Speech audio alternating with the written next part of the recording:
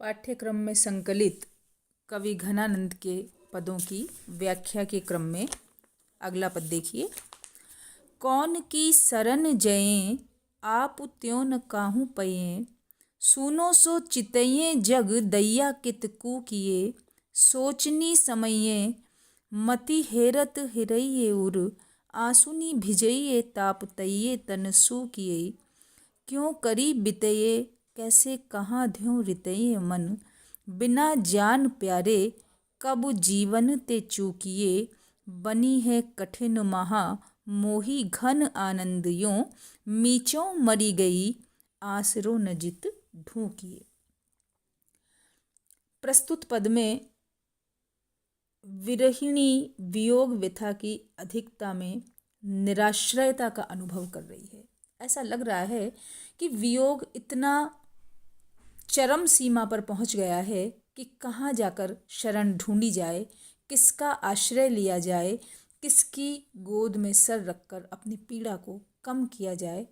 उसी आश्रयहीनता के अनुभव को कवि घनानंद यहाँ शाब्दिक अभिव्यक्ति दे रहे हैं। कौन की शरण जें, मैं किसकी शरण जाऊं, क्योंकि आपु त्यों न काहूं पे, आपु यानी स्वयं की तरह, आपु त्यों स्वयं की तरह, न काहू किसी को भी नहीं पा रही हूँ, मैं किसकी शरण में जाऊं। कारण क्या है कि जब व्यक्ति अत्यधिक कष्ट का अनुभव करता है तो वह उस दुख को अपने प्रिय के साथ बांट सकता है, किसी अन्य संवेदनशील व्यक्ति के साथ बांट सकता है, लेकिन न तो प्रिय मेरे पास हैं और न ही अन्य कोई ऐसा संवेदनशील व्यक्ति है जो कि मेरी इस विरह व्यथा को भली प्रकार से समझ सकता है।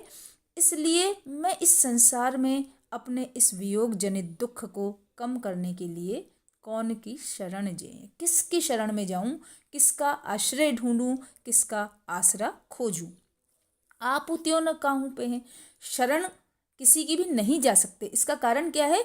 आप त्यों न काहू पे, मैं अपने समान, अपने जैसा अन्य किसी को नहीं पाती। अपने जैसा का मतलब है कि मेरे समान सम दुख भोगी, जो अपनी ओर उन्मुख हो, ऐसा मैं अन्य किसी को नहीं पाती। इसलिए मैं किसी के समक्ष अपनी पीड़ा को अभिव्यक्त नहीं कर सकती। हमारे यहाँ कहा भी गया है कि रहीमदास जी का दोहा है कि रहीमन निज मन की व्यथा मन ही राखो गोय, सुनी अठिले हैं लोग सब बांट न ले हैं कोई। जो मन की व्यथा है, मन की जो पीड़ा है, उसको लोग सुनकर उसकी हंसी उड़ाएंगे, उसको कोई बांटने वाला नहीं मिलेगा। इसलिए क्योंकि वैसा समदुख भोगी कोई है ही नहीं। और यही कारण है कि कवि घनानंद यहाँ कह रहे हैं, चूंकि मेरे जैसा दुख भोगने वाला अन्य कोई मुझे दिखाई नहीं देता, इसलिए मैं किसकी शरण में जाऊं। सुनो सो चितयें जग दैया कितकू की, दैया हा देव, मुझे ये सारा संसार प्रिय के वियोग में सूना सा, शून्य सा दिखाई देता है। कित कूकिए, मैं कहाँ जाकर कूकूं, कहाँ जाकर पुकार करूं, कहाँ जाकर शोर मचाऊं, कहाँ जाकर अपनी बात का बखान करूं। अर्थात इस संसार में ऐसा कोई नहीं है जिसे मैं अपनी पीड़ा बता सकूं। सोचनी समय मति हेरत हिरे, सोचनी समय, मैं सोच में, चिंता में निरंतर लीन रहती हूँ, समाई हुई रहती हूँ। और मति हेरत हिरे, बुद्धि से मैं हेरत, खोजने पर भी हिरे खो जाती हूँ, भूल जाती हूँ। और यदि बुद्धि से मैं उस चिंता को दूर करना चाहती हूँ तो मैं स्वयं उस चिंता में खो जाती हूँ। मैं उस चिंता में इतनी निमग्न रहती हूँ कि मेरी बुद्धि भी कुछ काम नहीं करती है। आंसुनी भिजे ताप तइये तनसू किए। और परिणाम क्या होता है कि जब चिंता निरंतर हृदय में बनी रहती है, क्योंकि चिंता कैसी ज्वाला है जो हृदय को जलाती रहती है। कवि गिरधर कविराय कहते हैं, चिंता ज्वाल शरीर की दाह लगे न बुझाए। और प्रकट धुआं नहीं देखिए उर अंतर धुंधवाए, उर अंतर धुंधवाए जरे जस कांच की भट्टी, और रक्त मांस जरी जाए रहे पांजर की ठट्टी। तो कही गिरधर कविराय सुनो रे मेरे मिनता, वे नर कैसे जिए ज्याहि व्यापी है चिंता।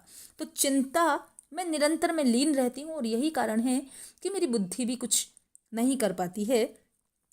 फलस्वरूप मेरे जो नेत्र हैं वे निरंतर बरसते रहते हैं और आंसू नहीं भिजे। हृदय जो है वक्षस्थल, उसको मेरे नेत्र आंसुओं से भिगोते रहते हैं। ताप तइये तन सूकिए, और विरह के ताप से हृदय को तपाती रहती हूँ, शरीर को सुखाती रहती हूँ। अर्थात निरंतर विरह की जो ज्वाला मेरे शरीर में जलती रहती है वह मुझे तप्त बनाए रहती है, दग्ध करती रहती है, जलाती रहती है, मेरे हृदय को संतप्त करती रहती है और मेरे शरीर को सुखाती रहती है। विरह का जो ताप है वह मेरे शरीर को निरंतर सुखा रहा है।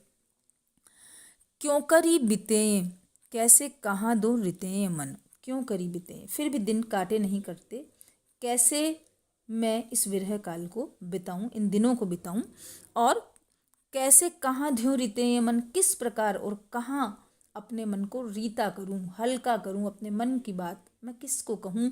अर्थात मेरा मन इस तरह से भरा हुआ है कि मुझे आंसू निकालने के अतिरिक्त और कुछ दिखता ही नहीं है। किसके सामने मन को हल्का करूं।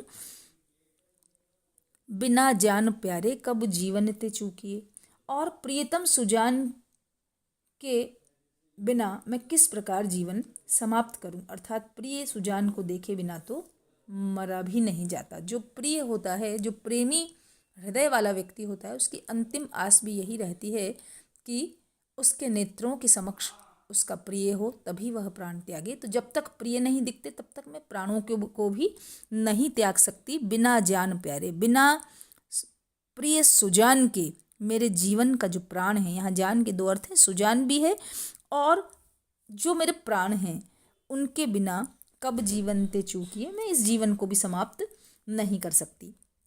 बनी है कठिन महामोही घन आनंदी हूँ। घनानंद कवि कहते हैं कि मुझ पर तो इस प्रकार बड़ी कठिन स्थिति आ गई है कि मीचों मर गई। ऐसा लगता है कि मीचों यानी मृत्यु भी कहीं जाकर मर गई है, और मृत्यु के मर जाने के कारण आसरों ने जित ढूंढिए, जित यानी उधर भी अब मैं आश्रय स्थल नहीं ढूंढ सकती। अब कोई दूसरा आश्रय स्थान नहीं है जहाँ छिपा जाए, अर्थात जिसकी शरण ली जाए। जब बहुत अधिक कठिन परिस्थिति आती है तो मृत्यु शरणदाता बन सकती है, लेकिन मुझे लगता है कि मीचों मर गई, मृत्यु भी शायद मर गई है, और इस प्रकार अब कोई दूसरा शरण स्थल मेरे लिए नहीं रहा। भाव यह है कि वियोग की इस विषम दशा में न तो जीवित रहा जाता है न ही मरा जाता है।